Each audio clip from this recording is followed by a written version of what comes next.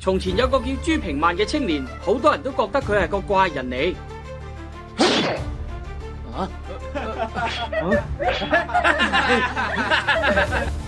我一定要學成天下最叻嘅武功啊！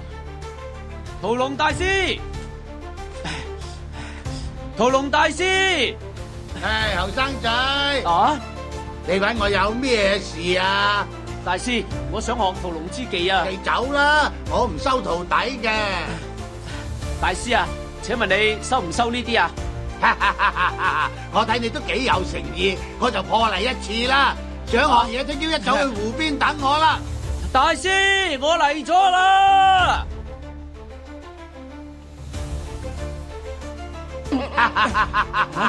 你連呢個水龍陣都應付唔到，點樣對付啲真正龍啊？不如再試下我個火龍飯啦！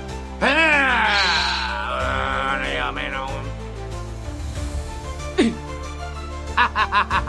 好，只要你再跟我苦練3年，保證你會成為天下第一嘅屠龍高手啊！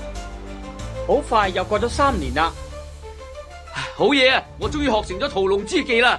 好嘢！咦，你咪係失咗蹤3年嘅朱平萬？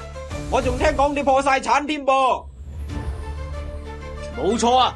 我用晒啲錢去學屠龍之技，只要今日俾我殺到條龍嘅咧，就可以名揚天下噶啦！啲龍一早就絕晒種啦，邊有龍俾你屠啊？我哋都係去捉魚靶咯。